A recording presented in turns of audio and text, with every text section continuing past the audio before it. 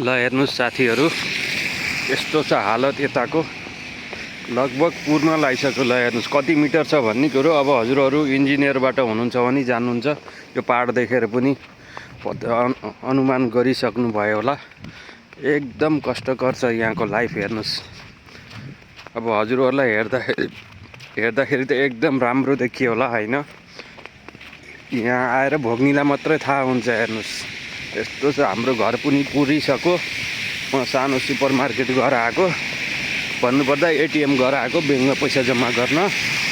अनि यता सिग्नल लागेको छ, सिग्नल पार गर्छु। ल हेर्नु यस्तो पुरेछ यता पनि। हेर्नु यस्तो बाटो हिँड्ने हो, डेली हिँडेर जाने हो। हेर्नुहोस् काममा एकदम चिसो छ। अहिले त हावा लागेको छैन।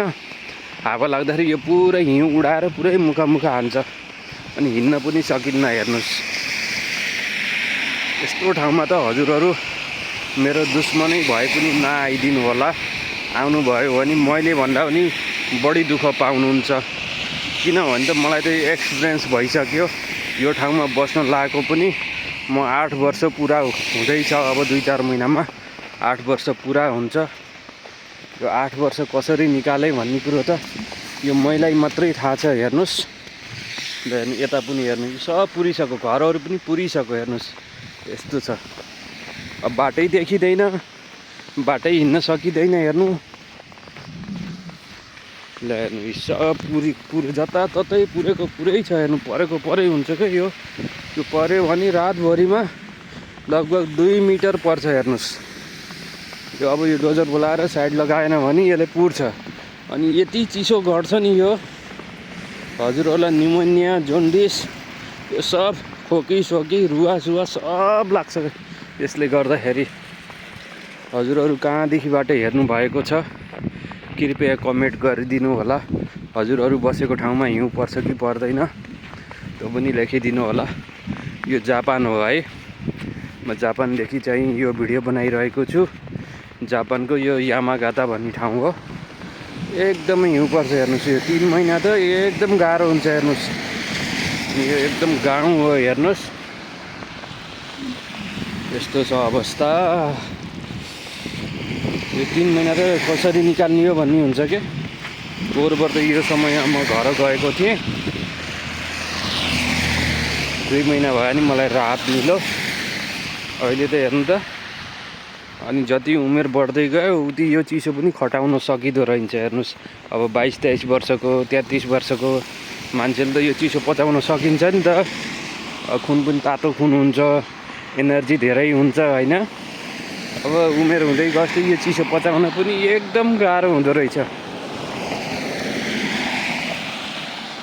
हेर्नु सब पुरेछ। ल हेर्नु गाडीहरू पनि सब पुरेछ। फेरि एकपल्ट देखाउँछु हजुरहरूलाई। ल हेर्नु यो सब यो पार्किङ थियो, पार्किङ सबै पुरेछ। हेर्नु यस्तो छ।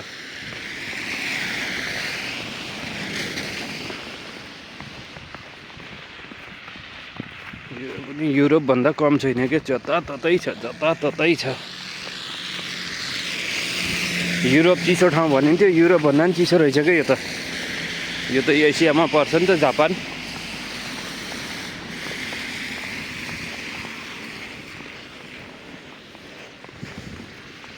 अनि यहाँ डिपेन्डेन्टले काम पनि पाइन्न। हेर्नु यो सब आज त केही छैन के। यो अबको 2-4 दिन सबै पुर्छ। हेर्नुहोस् यो अझै यो चाहिँ 5 गुणा अग्लो हुन्छ। यता पनि छ। ल हेर्नु यसको 5 गुणा अग्लो हुन्छ क्या यो हिउँ। ल हेर्नुहोस् हजुरहरूलाई कस्तो लाग्यो आजको भिडियो कृपया कमेन्ट गर्न नबिर्सिनु होला। यता हेर्नु यो घर पनि हेर्नु त पुरै पुरेर यस्तो छ। कति बेला च्याप्ने हो केही थाहा छैन। ल हेर्नु त यस्तो डेन्जर छ। ल हेर्नु यता पनि हेर्नु। हस्त धन्यवाद यो भिडियो हेरिदिनु भएकोमा धेरै धन्यवाद भन्न चाहन्छु। सब्सक्राइब गरिदिनु होला। यो भिडियोलाई सेयर गरेर हामी सारा नेपाली माझ चाहिँ पुर्याइदिनु होला भन्न चाहन्छु है। Thank you for watching my video.